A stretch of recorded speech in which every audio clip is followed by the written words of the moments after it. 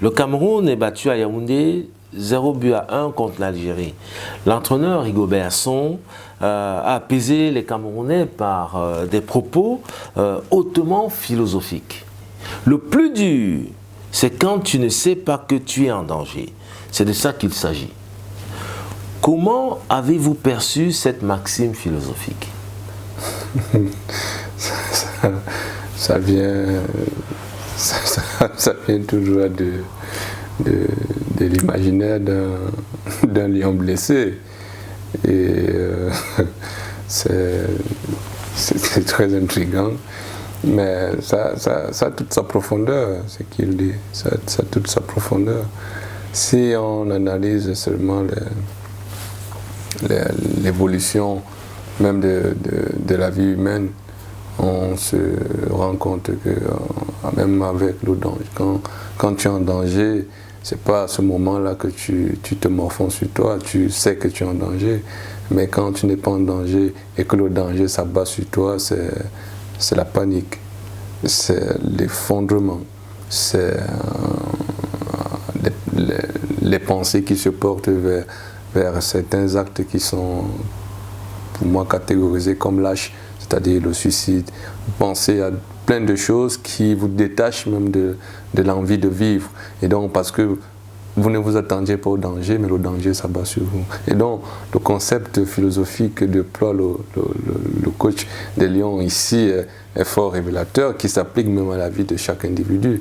Et donc ceux qui rigolent quand ils disent ça, il faut juste avoir peut-être une présence d'esprit et commencer à décortiquer pourquoi ils utilisent danger à cette telle position, danger, danger, danger, et quelle est la quintessence du premier danger, la quintessence du second danger, la quintessence ainsi de suite. Et quand vous analysez maintenant la phraseologie, vous comprenez que ça a du sens, et répercuter maintenant ce sens-là dans la vie individuelle, c'est lourd, c'est profond. C'est très profond, c'était très profond. Le coach Rigobert Song nous a amené à Alger. Nous avons assisté à un match plein de rebondissements. Les Lions indomptables ont ouvert le score par Choupo-Moting, qui signe là son retour de très belle manière. Est-ce que Choupo-Moting vous a convaincu lors des deux rencontres? Oui, un joueur en confiance ne peut que démontrer tout son talent. Choupo-Moting a ici montré le cap. Il a donné ici le là quant à ce que ses coéquipiers doivent s'investir dans les différentes actions qu'ils auront à mener sur le terrain. C'est en cela que Choupo-Moting, pour moi, il a été convaincant. Il a été convaincant malgré sa blessure. Et je pense même que s'il avait continué la rencontre, on aurait eu d'autres occasions parce qu'il a une facilité du dribble, une facilité dans la distribution du ballon, les passes sont précises. Et donc, je pense qu'on aurait eu des actions qui auraient pu mettre à mal cette défense algérienne. Mais il m'a convaincu, il a été... Alors que l'on se dirige vers l'élimination des Lions indomptables, l'impossible n'est pas camerounais se produit. Toko Ekambi plonge tous les Algériens du monde entier dans le désarroi. Au même instant, tous les Camerounais du monde entier sont au Qatar avec les Lions indomptables. Cette qualification est un grand pas vers la reconstruction du football camerounais. Que représente cette qualification pour vous? C'est un bon again. C'est une nouvelle naissance. C'est un nouvel esprit, c'est une nouvelle atmosphère qui va naître dans le groupe. C'est une nouvelle mentalité, c'est un nouvel espoir qui naît auprès de la population. C'est un nouveau regard sur l'équipe camerounaise. Tout est nouveau après cet exploit-là. Le plus magnifique, c'est l'état d'esprit qui a été créé et puis qui va en découler. Parce que ça sera le match référence selon moi, qui permettrait au coach Rigobert Song de trouver les mots justes tel qu'il a trouvé avec sa phrase philosophique, et pour galvaniser ses poulains. Donc pour moi, c'est le match référence. Et on se souvient aujourd'hui, on ne se souviendra plus de la Lyon Montada qu'il y a eu avec le Burkina Faso. Aujourd'hui, c'est la climatisation qu'il y a eu au niveau de l'Algérie qui fera date. Et donc ce but à quelques secondes de la fin du match qui fait passer l'Algérie sous le regard des néos. C'est un peu cela qui est un peu dramatique, parce qu'ils sont tombés dans la pénombre. Et la référence avec Néo, c'est pour montrer l'état de la pénombre. C'est dans le noir total, parce que personne ne voyait plus où mettre les pieds, comment avancer, qu'est-ce qui est arrivé. Il n'avait plus de présence d'esprit, il n'y avait plus rien.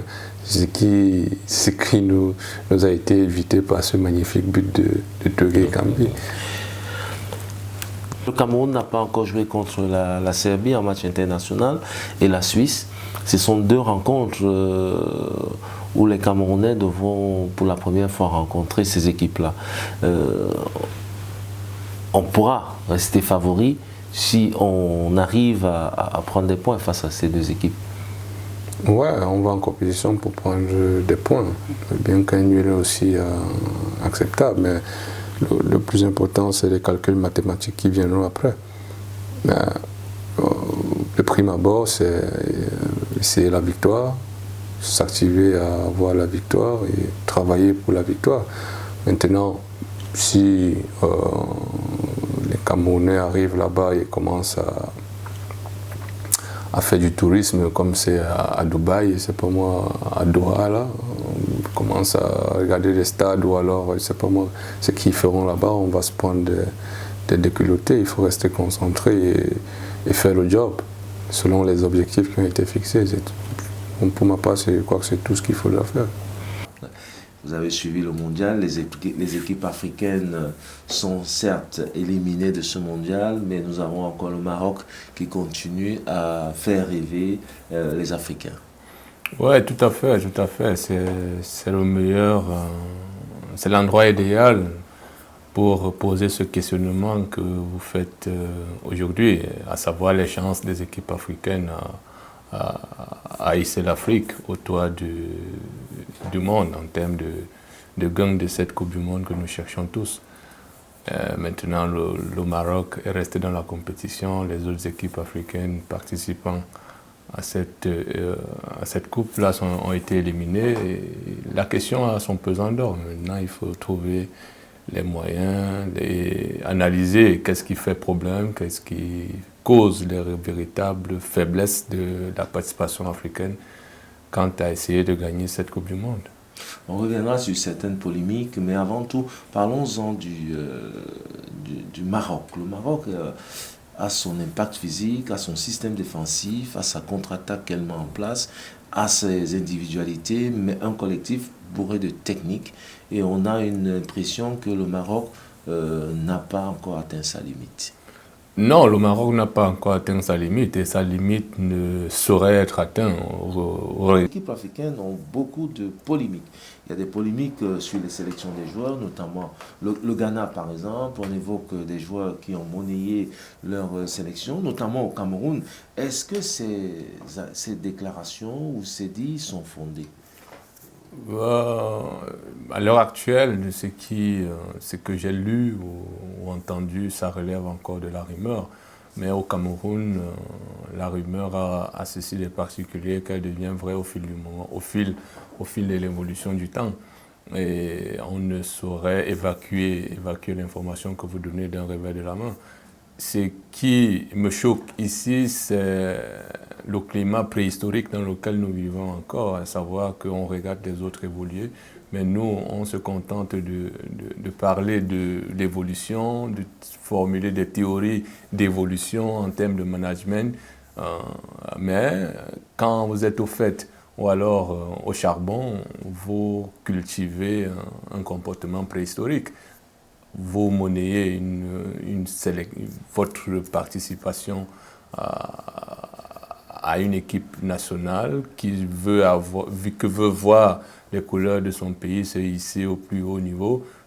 Comment est-ce que vous allez y arriver en laissant les pépites qui feront le job avec beaucoup d'abnégation? Et ici, c'est en cela qu'on voit bien que le côté collectif est relégué au calendrier grec. Et l'individualité, c'est-à-dire un positionnement de personnes en termes de visibilité sur la scène internationale pour mieux marchander dans les équipes en club, par exemple, pour trouver facilement un club. C'est le moyen de travailler la visibilité d'un joueur. C'est encore cette conception préhistorique que nous avons, du moins en Afrique et particulièrement au Cameroun, ce qui fragilise un peu les différentes performances que nous avons eues jusqu'à aujourd'hui. Avec un peu de rigueur, vous avez vu qu'à cette Coupe du Monde, le Cameroun a essayé de montrer un autre visage que ce qu'on avait eu par le passé. C'est-à-dire on rentre avec 4 points, on a marqué des goals, on a rendu fier une certaine population. Mais la rumeur continue de courir, de dire par exemple que le coach Rigobert Song et Kalankongo ont perçu des perdièmes pour faire intégrer certains joueurs dans cette tanière-là, entre guillemets, parce que c'est encore des rumeurs. Mais qu'est-ce que vous voulez, avec ce genre de conception et d'idéologie qui fondent même déjà la matrice de l'équipe nationale, c'est compliqué pour une équipe africaine arrive à remporter cette coupe. Plusieurs équipes sont sorties de cette compétition, notamment la Belgique. Le capitaine des Diables Rouges a annoncé sa fin de carrière internationale. Est-ce que ce n'est pas trop tôt pour Eden Hazard? Non, c'est le président Barack Obama qui disait « quittez les choses avant qu'elles ne vous quittent ». Quittez les choses quand on pense encore du bien de vous, pour ne pas créer cette animosité qu'on posera sur votre personne, bien après que vous ayez quitté, quand les choses ont commencé à se dégrader. Je pense qu'il a choisi le bon moment pour essayer de quitter cette équipe nationale-là, et laisser la place à la nouvelle génération qui fera le job. Il estime qu'il a déjà préparé la relève et c'est le meilleur moment pour lui de dire au revoir à l'équipe nationale de la Belgique. Alors, il faudra reconstruire à partir des joueurs comme Lukaku, De Bruyne et le gardien de but Courtois qui pourrait encadrer des jeunes comme Doku, des nouvelles Onana, des nouvelles... Tout à fait, mais je crois qu'il y aura une série de ces joueurs-là qui vont annoncer leur retraite internationale. Et on a commencé avec le capitaine, je crois un Kevin De Bruyne qui a cette Coupe du Monde-là essayait déjà de mettre en avant ce côté vieillissant. Et je pense pour ma part qu'on n'est pas au bout de nos surprises. On entendra certainement dans les prochains jours qu'eux aussi ils ont l'intention de faire une retraite internationale. Et donc, la nouvelle génération, je pense que cette Coupe du Monde-ci, ils ont déjà essayé de travailler. Pendant les qualifications, ils ont essayé de transmettre l'esprit diable à cette nouvelle génération-là qui devra porter haut les couleurs de la Belgique dans les prochaines échéances. Au sommet de cette émission, nous allons parler de l'élimination des Lions indomptables du Cameroun lors de son mondial au Qatar. Et accompagné pour cette émission de M. Etoga Messina, qui, comme vous le savez, est notre consultant maison, spécialiste en communication et en marketing corporate, et aussi également un spécialiste en analyse sportive. Monsieur Etoga, bonsoir. Bonsoir et merci une fois de plus de l'invitation. C'est tout un honneur que de venir une fois de plus partager la graine que nous avons concernant nécessairement l'actualité sportive. Le Cameroun est éliminé, mais le Cameroun est tombé avec des honneurs face au Brésil. Est-ce que le Cameroun, lors de cette Coupe du Monde, a un bilan positif? On peut dire que le Cameroun a un bilan plus que positif au regard de l'histoire. On peut nécessairement être content de leurs prestations et naturellement affirmer que c'est un bilan positif. Il y a eu des couacs évidemment, le Cameroun a perdu face à la Suisse son premier match. Monsieur Mbolo, qui a un enfant natif du Cameroun, a crucifié les siens. Le deuxième match face à la Serbie, le Cameroun se réveille, fait un 3-3. Mais le troisième match face au Brésil, le Cameroun gagne. Quels sont les points négatifs que l'on peut tirer de cette campagne?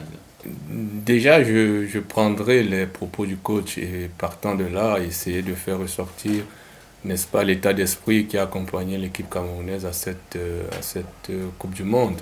Le coach, il nous dit l'équipe va monter en puissance. Cela décèle quelque peu l'état d'esprit déjà du groupe qui est un peu crispé, qui est un peu hors de la compétition, du moins quand elle doit commencer, et ce qui fauche un peu leur entame de la compétition. Et naturellement, Mbolo nous crucifie parce qu'ils n'ont pas pris la pleine mesure, j'ai envie de dire, de cette compétition qui se veut grandiose.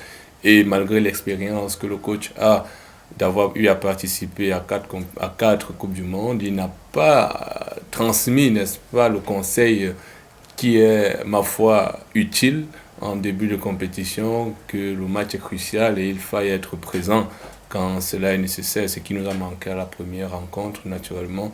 Et on a payé cash notre élimination, du moins à cette première rencontre-là, qui était prenable au regard de la prestation des Lions après ce faux pas.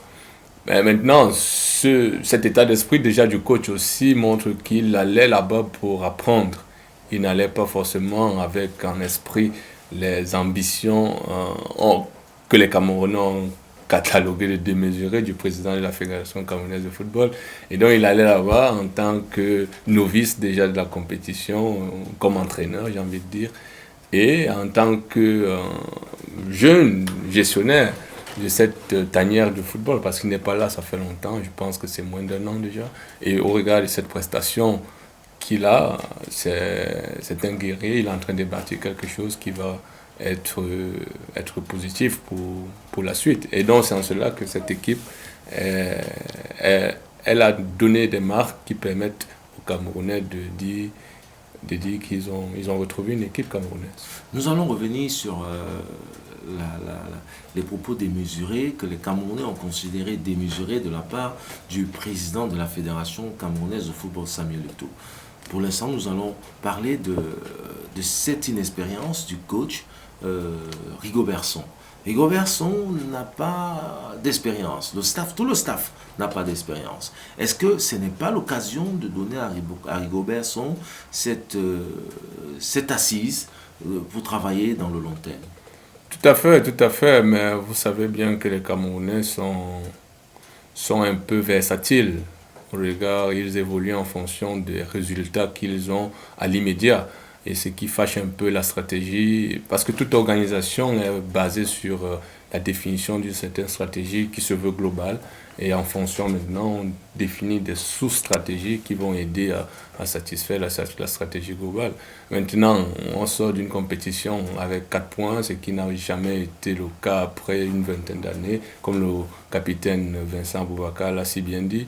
Et donc, vous savez bien qu'une équipe nationale, comme le président camerounais lui-même a eu à dire que c'est la discipline qui forme une équipe nationale à l'image d'une escouade militaire. Et donc, naturellement, l'armée, c'est aussi la stabilité dans le commandement, la vision stratégique.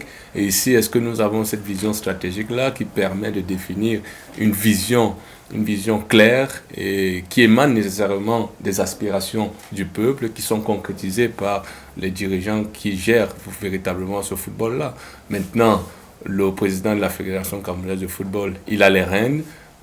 Les Camerounais ne sont pas certainement satisfaits des résultats qu'il a engrangés jusqu'ici, mais au regard de la vision qu'il porte et qu'il partage autour de lui, j'estime que les Camerounais doivent donner un blanc un peu quitus à ses décisions et l'aider, n'est-ce pas, à mener cette équipe-là vers quelque chose qu'on est en train de connaître aujourd'hui au niveau du Sénégal, et dont la stabilité sur le banc de touche du Cameroun est souhaitée et doit même être envisagée, pour moi, de mon point de vue. Est-ce que ce n'est pas l'occasion de donner à ce staff-là 5 ans de plus? Certains diront que 5 ans c'est exagéré, mais je pense que non, pas du tout. Au regard de l'ambition que nous avons et la qualité des prestations que ce staff-là a produit jusqu'ici, avec un fond de jeu que nous avons tous eu à délecter, on peut, moi je suis mordicus là-dessus, on doit donner à cette équipe-là du temps, et le temps nécessaire, à mon humble avis, pourrait être 5 ans, pourquoi pas. 5 ans, donc c'est-à-dire la Coupe d'Afrique des Nations en Côte d'Ivoire et la Coupe du Monde aux États-Unis. Tout à fait, mais ce timing-là aiderait déjà à créer des marques psychologiques au sein déjà de la tanière, parce que vous savez bien que nous, ce qui nous a longtemps suivi dans des compétitions, c'est des scandales. Aujourd'hui, on a connu le scandale Onana, on ne va pas y revenir parce qu'on en parle déjà trop. Mais avec le coach Robertson, on voit un peu de la rigueur qui est en train de revenir et un comportement nouveau dans la tanière. Et donc ici, il est en train d'établir, de mettre en place un état d'esprit de discipline. Vous voyez, les gars nettoient déjà les vestiaires, ce qui est ahurissant pour nous. On n'avait jamais entendu l'équipe nationale camerounaise nettoyer le vestiaire après qu'ils aient joué une rencontre. Et donc ça, c'est un nouvel état d'esprit. Et il est en train de vouloir impulser un état d'esprit nouveau que le management du football camerounais n'avait jamais connu. Bien qu'on parle du Hemley et tout ce qui va avec, ce n'est pas les individualités qui font le football moderne, c'est le collectif et l'état d'esprit déjà même du groupe, que même si vous ne jouez pas, vous êtes au service du groupe, et ce qui a été merveilleusement présenté aujourd'hui. Revenons sur le président de la Fédération camerounaise de football, Samuel Eto'o. Ses propos ont été qualifiés d'irréalistes. Pourtant, on constate que les propos de Samuel Eto'o étaient visionnaires. Oui, il a été visionnaire, mais maintenant pour on va dire quoi, les partisans de l'immédiateté, ils ont considéré que le président Samuel Eto'o n'avait pas nécessairement besoin de tenir de tels propos parce qu'ils sont démotivants déjà pour le groupe. Et dire cela, c'est montrer à quel point on sous-estime déjà le football camerounais et même nos ambitions qui ne doivent jamais être au-dessus de ce que l'Hexagone pense. Parce que cataloguer une équipe africaine d'arriver en demi-finale, c'est même encore du rêve jusqu'à l'heure actuelle. Et donc, le président Samuel Eto'o vient et affirme, mordicus, qu'on va gagner la Coupe du Monde. Mais maintenant, est-ce qu'on est dans son état d'esprit? Est-ce qu'on est allé vers lui pour essayer de comprendre sur quoi est-ce qu'il se base pour dire qu'on va gagner la Coupe du Monde? Et quelle est la Coupe du Monde que lui, il a envie de gagner? Et donc, il y avait ici un faux débat quant à dire que le Cameroun va aller porter le trophée We Go Take the Cup, le fameux slogan We Go Take the Cup. Et le président Samuel Eto'o a eu à réaffirmer que laissez-nous rêver. Vous nous interdisez de gagner sur le terrain, vous nous interdisez de penser même qu'on veut gagner, mais vous ne pouvez pas nous enlever la force que nous avons à l'heure actuelle, c'est juste le rêve. Et donc laissez-nous rêver, laissez-nous dans notre rêve, nous fait plaisir. Donc le président s'est projeté sur plusieurs Coupes du Monde en disant que la Coupe du Monde, c'est 7 matchs. Et pour gagner une Coupe du Monde, il faut être bon à tous les niveaux, tactiquement, physiquement, mentalement et aussi de la discipline. Donc on peut considérer que le président Samuel Eto'o, président de la Fédération camerounaise de football, porte les victoires en Coupe du Monde du Cameroun pour l'avenir. Tout à fait, tout à fait. Et il y a quelque chose de nouveau qui s'est produit dans cette Coupe du Monde, c'est le partage de la joie qu'il a veillé transmettre à l'ensemble des Camerounais. Vous avez bien vu qu'il a essayé d'être transparent, n'est-ce pas, ici dans l'invitation qu'il aimerait donner, qu'il a essayé d'être transparent, j'ai envie de dire, dans les invitations des Camerounais à cette participation. Le bas peuple a assisté avec entre guillemets les influenceurs qui ont merveilleusement travaillé là-bas pour rehausser l'image du Cameroun. Est-ce qu'à ce niveau, le président Samuel Eto'o n'a pas gagné sa Coupe du Monde? Il a gagné naturellement sa Coupe du Monde. Et maintenant, au-delà de cet aspect quelque peu euphorique, ou alors loin du stade, en dehors du stade, le président Samuel Eto'o a aussi innové avec le fameux contrat de One All Sport aujourd'hui qui marque les esprits et montre que quand un dirigeant a une vision, il s'y tient et il mène le bateau vers où il veut aller, parce que le peuple, comme la foule, n'a pas de raison. Il agit en fonction des émotions, il est émotif, il est déraisonné. Et donc le président Samuel Eto'o, qui est au fait de l'histoire, qui est au fait de la matière, essaye de transmettre les bribes d'informations nécessaires à l'analyse auprès du peuple, qui aujourd'hui ferme les yeux pour, n'est-ce pas, juste juger l'homme. Et c'est en cela que je pense que le président Samuel Eto'o a gagné sa Coupe du Monde. Et il a essayé d'inscrire dans le psychique du Camerounais que tout est possible ce soir. Tout est petit. William Demba, l'Argentine est sacrée championne du monde. Les arbitres ont-ils été à la hauteur?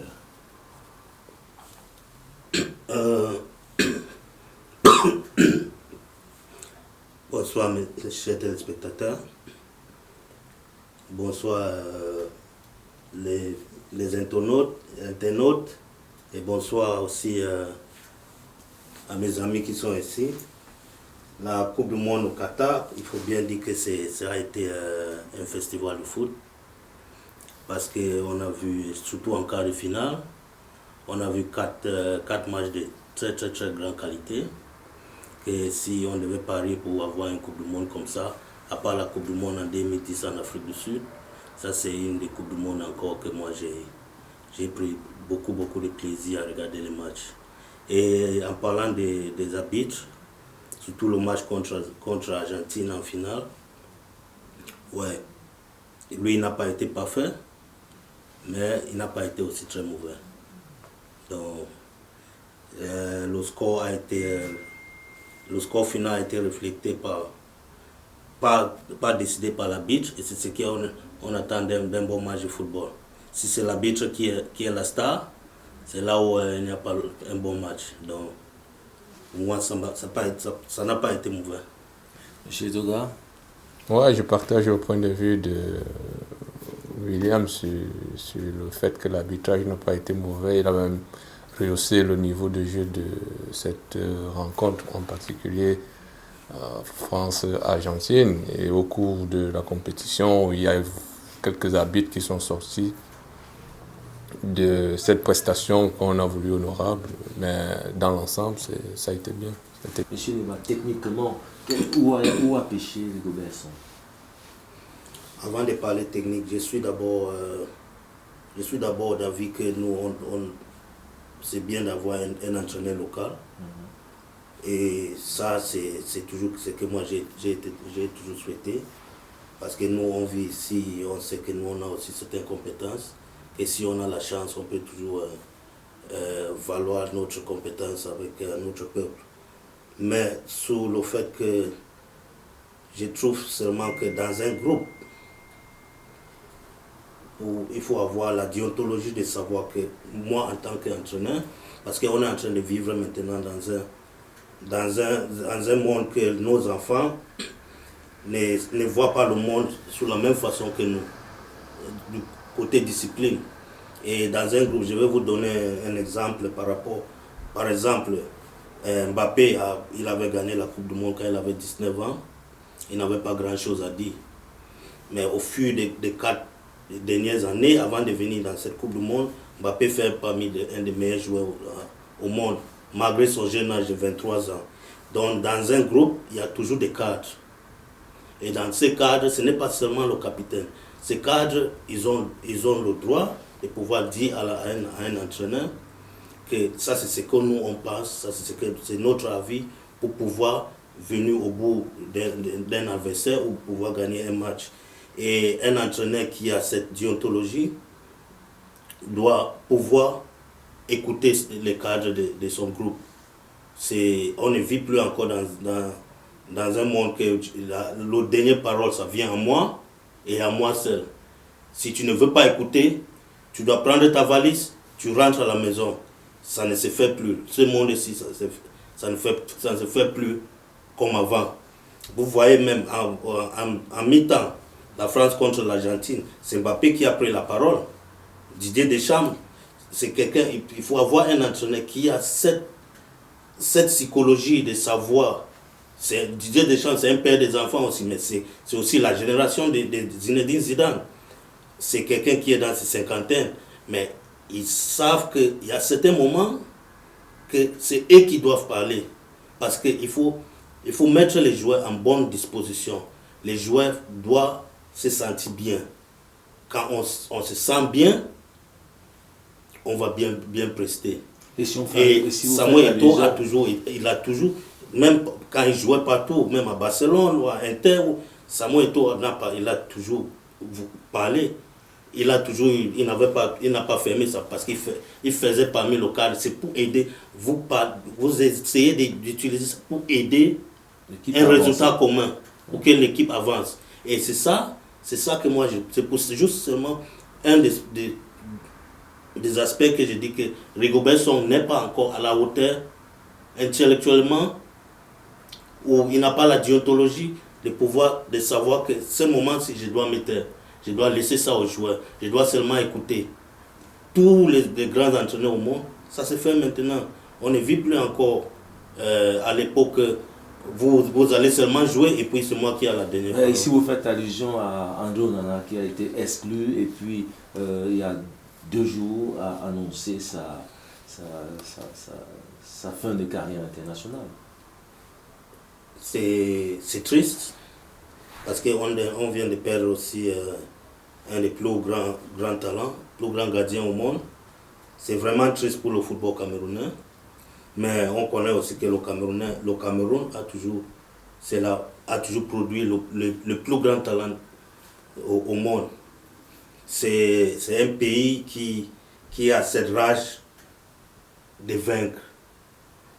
Si tu vois tous les talents qui sont au monde parmi tous les autres pays, ce qui fait la différence avec le Cameroun et les autres pays africains, c'est ce qu'un Camerounais veut toujours être le meilleur. Et c'est comme ça, les talents qui sont produits ont cet aspect de vouloir être le meilleur. Et Eto'o, il faisait parmi, Mbappé maintenant, et Onana, il est parmi dans... Mais le problème, c'est que lui, maintenant, on va avoir d'autres Onana. Mais il faut une clairvoyance dans notre équipe nationale. Faire une conférence de presse, dites ouvertement ce qui se passe.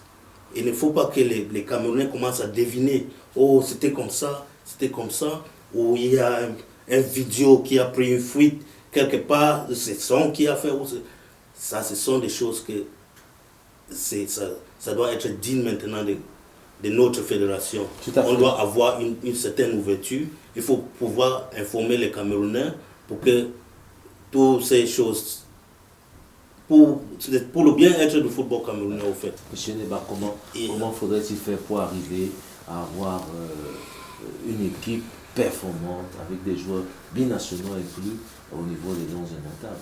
Moi je trouve déjà que l'Afrique, d'ici des Coupes du Monde, l'Afrique a le potentiel de gagner la Coupe du Monde.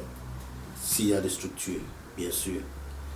Je vais revenir encore sur le fait que on voit maintenant le Maroc est allé en demi-finale. Moi on se dit, oh le Maroc est allé en demi-finale, il y avait les binationaux et tout, comment ça... J'ai été à Rabat. Si vous voyez la structure que le Maroc, que depuis 12 ans, qu'ils ont installé pour suivre les talents et les binationaux, je donne un exemple. Celui qui joue avec mon fils, un coéquipier de lui, c'est un Marocain. Lui, il a 15 ans. Il joue à U16. Il est repéré par l'équipe nationale belge, comme mon fils, mais il est aussi repéré par l'équipe nationale marocaine. La famille a été invitée hors des compétitions pour 2 semaines, pour une visite de courtoisie, connaître les parents, pour qu'ils voient la structure et tout, pour donner aussi la vie de la famille, de pouvoir choisir l'équipe nationale marocaine si le moment arrive. Vous voyez celui, par exemple, qui a joué avec l'équipe nationale Maroc, Bilal El Kanous, oui. C'est un joueur de Genk. Il a été formé ici à Genk, mais la structure a été toujours là. ce n'est pas quelque chose que des mois de Coupe du Monde, on commence à contacter les parents de Bilal. Oh, est-ce que Bilal peut venir jouer avec nous? Parce qu'on voit que Bilal il a déjà percé en première équipe de Genk. Ce n'est pas des choses logiques, ça ne se fait pas. Moi, en tant que même les parents vont dire, mais vous n'étiez pas là quand j'étais là, dans la neige, quand j'étais, il y avait le choix, ça reste toujours avec ces gamins. Ces gamins, ils ont fait l'école ici, les amis sont ici. Tous les liens, ce sont seulement les liens parentaux. C'est nous. Mais est-ce que parfois on doit forcer ces gamins de... Oh, juste parce que c'est ton papa, tu dois aller... Il faut aussi que la fédération mette une structure. Je donne un exemple, par exemple, en la France, on a Clairefontaine. C'est structuré, de U7 jusqu'à U21 avec l'équipe nationale, comme mon frère vient de dire. Il y a les profils, je veux tel profil. La même chose avec la Belgique. Ils sont en train de regarder tous ces enfants, ces joueurs, tous les bons joueurs jeunes qui sont en Belgique, sont dans un data que la Belgique les donne toujours la chance. Quel profil on a besoin. On se dit, oh, maintenant on a besoin de De Bruyne. De Bruyne a été formé par Genk. Bon, est-ce que le profil de De Bruyne au hasard ou comme... C'est pour ça que j'en suis convaincu qu'avec l'expertise de Samuel Eto'o, c'est quelque chose que nous on va faire, que ça va arriver au Cameroun, mais il faut lui donner le temps. Je suis vraiment, vraiment convaincu qu'on n'aura plus encore ce système qu'on veut récolter sans s'aimer. Si on s'aime, on a le plus de talent plus que les Européens.